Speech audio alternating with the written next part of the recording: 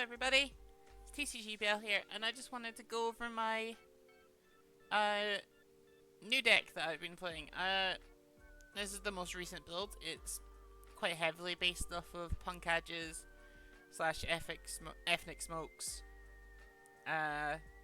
new list that they won their event with, but obviously I've made a couple changes here and there. I'm approaching like 400 games on new total now. I know that's not the best, but I have stuff to do.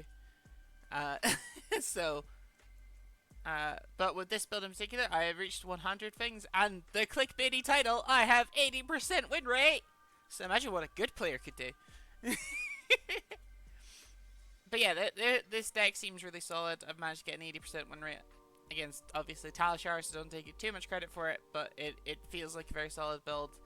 I'm very happy with where it is until we get to Rosetta. But yeah, let's go over it.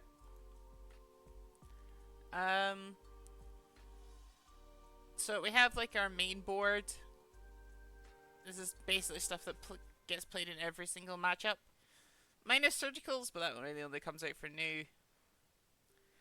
Should be a sideboard card. But yeah, so basically this is all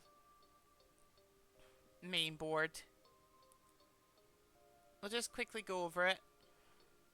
Censor is a very strong card. Blue plus Dagger is a 6 value. 2 guard 6, so on rate. But with on hit. And because of the amount of information New gets, you can always make a very educated call. And like there are some decks that you have like before Zen had the ban, you would just name bonds, obviously. But now you have to. But yeah, for every matchup, you've got to work out what it is in that moment that you could be scared of. If you have no information, and if you have information, utilizing that, and it's a very skillful part of New's gameplay that I absolutely love, like using. So yeah, I think Censor's nuts in New.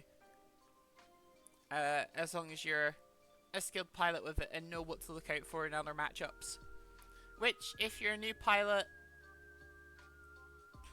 it is very much knowing your matchups. That's one really thing to get really good at as new is like you have to basically know at least a little bit of every other deck and know what you need to do. And Censor comes in really helpful with that. Obviously we have Command and Conquer, staple card, should be reprinted. Please, LSS. Like, one reprinting is white border in a set with 4 mythics, with 4 sets of majestics, when you have base majestic rates is stupid. Please reprint it again. E-Strike should also probably be reprinted again, but this isn't like that good a card in New. I see a lot of News actually like upset that they have to play this because it's either a 2 card 7 or it's a 2 card 5 with Go Again, but you need it for the matchups that you're forced to go wide into. Because you can be fatigued out when you have just cheese in your deck. You're not going to be blocking well, so sometimes you do need that extra push of going wide or going tall. Or it could just be a 1 card 5, which is above rate, so yeah. Not the best card in the deck, but a necessary card. Obviously, free red Hiss, free red Venomous Bite. Standard new attack reacts, Go Again, and a +4 attack reactor nuts. A blue surgical, and then any card in hand is like so scary for your opponent. Just a Nick. Obviously nuts with all our stealth on hits. Makes your below rate cards up to rate, which is very nice. Leave no witnesses, obviously Arsenal disruption again. Great codex target when you have nothing floating. Speaking of that, Codex of Frailty. Stupid card from a stupid set. Outsiders was a mistake, but we play it. Yeah, getting to recycle anything is really dumb. Having 3 extra copies, technically 4 extra copies, because if you have Preserve Tradition, you probably want to put a Codex back. If you can. It's just nuts. Of any disruptive piece in the game. Bonds, obviously, very strong card. Requires a lot of investment, though. And, like, depending on what you know of the News hand, it can be very telegraphed what the power level it's going to reach is. But it's still a nut card. A nutty card. It's very, very strong. And offers great disruption. Takes just a threat completely out the game. Super, super, super solid card. Obviously, one of New's biggest strengths. Bonds of Attraction, just to get cards that you want from Graveyard into Banish in particular matchups, and also gains you some life. There are a lot of decks that utilize the Graveyard in some way, so having a little bit of Graveyard Disruption is always good. Let's go over our 6 Chi cards. We have Homage to Ancestors, gains a life, Passover, targets a card, but it's in a graveyard, so unless you draw it first turn, you're fine. Path Well Traveled gives an attack. These two are obviously the odd ones out, because we could be playing all the ones that don't target, but I'll get into that in a second. Preserve Tradition targets a card in your graveyard. Again, you usually want to put back codexes, but there's plenty of other things depending on the matchup and everything. And then Rising Sun doesn't need a target, lets you filter. So I'm playing 6 over Punkadge's 5. And I think they had cut both. I can't remember exactly. I know there was a list that I was taking inspiration from that had 5 Chi cards, and at least this was definitely gone, and it was playing the Shuffler. I don't like the Shuffler because it stops you knowing your pitch stack, which is like an important part in like knowing what's coming up, and just having that completely randomized and having to start again is a bit of a pain, and I like knowing. It's completely personal preference though. Like sometimes this has bit me in the back where I've had to give an opponent's attack +1, but it's never mattered too much. We have a set of Free Infect because it's a blue that ends up on hit being on rate. Persuasive Prognosis, great disruptive piece, gains you life, everything you want a new stealth card to do. 2 Picto pieces. This was 2 Inertia, so if you like inertia, the inertia giving one, can't remember what that's called. Sedate? Yeah, I think it's Sedate. But obviously watching the Pro Tour, there was a lot more people on Picto pieces than Sedate, and also like Sedate, with you having like 2 bits of Arsenal disruption that you like are your most frequent like targets to use. Giving them inertia only really combos well with Codex. So I personally moved on to the Picto pieces, which again can become 2 power and also helps in that Enigma matchup. And then obviously 4 Surgical Instruction because, yeah, if this card was in red, it'd be bannable. This card is so, so good. Our sideboard, I'm one of those people. I know some people prefer it where you put everything in and then you take stuff out depending on the sideboard. I'm one of the other people who's like, no, I want a base core that I put stuff into. So we have 5 D-Reacts.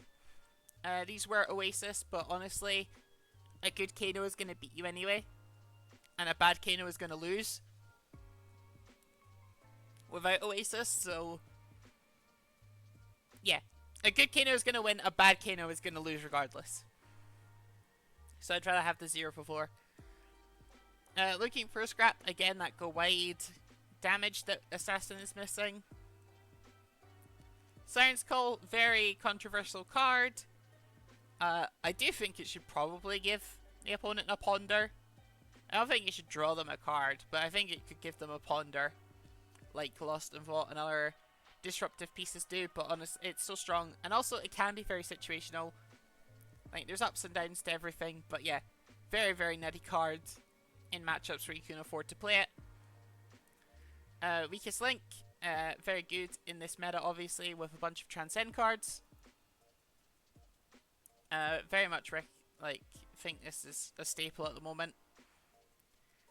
Also helps you in your both in Enigma and Prism, which are like two of your worst matchups, because Prism doesn't like their auras getting taken, so it has to play them inefficiently. So yeah, super solid card, also a popper. And against then, yeah, obviously. Art Designer Mind Blue is just a good blue stealth card. This could realistically be anything, but honestly, the gaining life and draw card is nuts. I had a game against the Victor where I played this, they blocked, I Sirens called more stuff on, and then I drew 4 cards and just got to have an extra turn after attacking with Art Desire Mind, which was nuts. So yeah, in the matchup, it can be nuts in the matchups, it's good in. Levels, again, is a sideboard piece, much like Surgical, it just comes out in the new matchup, otherwise it's basically always in the deck. The card's very above rate. It's a blue free block that then attacks for free as a base, and then also gets you anything else on top of it. Very, very strong card. And then last for the main deck cards, we have Warmonger's Diplomacy, because I don't like Azalea. Also, Rosetta, Runeblades will be getting better. And Riptide's also a problem, and this hurts Riptide. So yeah, I think it helps enough in our bad matchups that you want to play it. And then obviously the other bad matchups where you just want to go fast, you're not even considering bringing this in anyway. And then for sideboard equipment, we have Arcane Lantern, Scale Peeler, and Spider's Bite. One of these always goes beside Beckoning Mistblade. I will never take Beckoning Mistblade out. Personally, I think the value it gives off of light levels, or just fixing that clunky all blue hand is like too important. And unless your opponent has like the pure soul read, then once you know their pattern of what they like to do about Beckoning Mistblade, you can start abusing it, which I just really love that fact. Like, if my opponent has proven that they're not going to block Beckoning, I'm not going to send it unless I need it, and then therefore punish them. And then once they learn that, you can swap back, and it's so good. So yeah, I recommend Beckoning, and then you have these free for sideboard. Arcane Lantern for Runeblade and Kano. Hopefully you dodge Kanos, but you never know. And then Scale Peeler for any deck that uses a fridge to take tempo. Spider's Bite for anything else. And then obviously we have a Rising Wave and Mask of Recurring Nightmares. Our two most standard pieces of equipment, run in most matchups. A Rising Wave being 2 reacts, pretty strong and new for Bonds of Agony, and also just being a +1 to anything, like attacking for 6, then blocking, and then going, oh, I'm gonna pump my Command and Conquer 1 over, is just nuts. So yeah, having doing a like KO impression and doing +1 on your Command and Conquers is pretty good. And then Mask obviously is a very good card. It's better, like in every way, it is better Coronet Peak. That's like a whole thing actually, like I think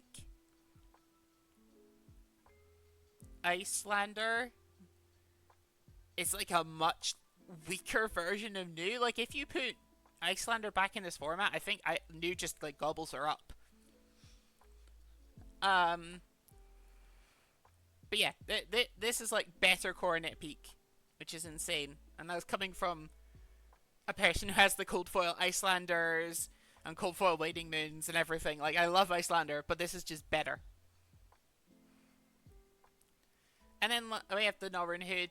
Again, you're playing Arcane Lantern most of the time when you need AB1, but Kano, you have that. You could honestly cut that out if you just want to play the Gem Lottery. And then Vambrace for Enigma in particular. Everything else doesn't really come in. But yeah, that's a brief overview of every card. I hope I explained like some of the reasons we obviously want to play everything. There's basically nothing like Pick to Pieces, Infect, and Art Design Mind you could swap if we get better stealth cards. But that's it. I think everything else is like super solid. 6 chi is like a really solid amount. Yeah, Sensor's good. It's just playing everything that I love. It plays such a good, concise game. Which brings us on to the thing of, like, yeah, 80% win rate. As you can see, I've played exactly 100 games. I got to 100 games before recording this video, just for fun. Exactly 80% win rate. Did not plan that bit. I was a bit annoyed because I was like 1 game away from the 100 and then I lost to an Enigma.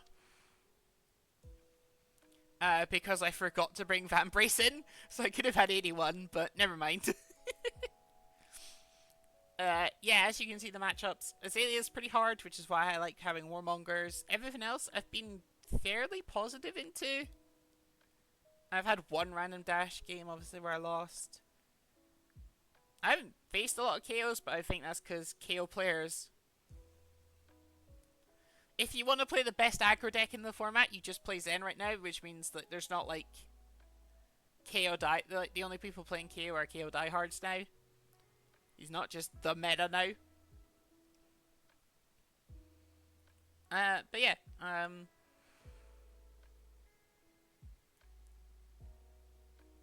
and then you can see, like, the stats. I do think the stats are weird because it only shows, like, 1 chi card. Which is weird. I don't know. But yeah, like, this is a super, super solid deck. I think you have, like, you have game into everything. Apart from, like, a pitch stacking Kano. So that's the only gem lottery I think you would have to play right now. And with, like, so much stuff in the metagame, like... Yeah, with so much, like...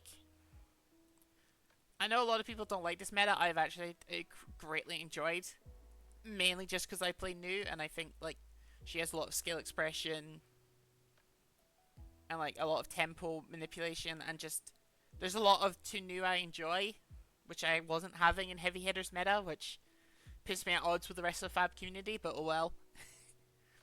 Yeah, I think this deck is super solid. I will obviously put a public version. I'm going to keep this one private, just so I can keep track of my own stuff, but I'm obviously going to put a public version in the comments, or in the description, wherever I decide to.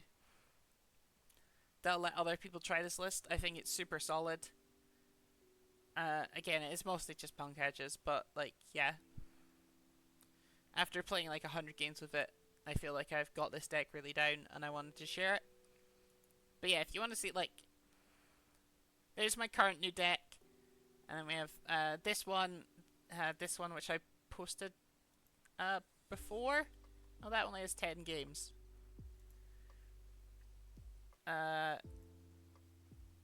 This one's another one that I did. I have over 100 games on this. 68% win rate, so I was already pretty good, but, like, obviously I got better at it over time.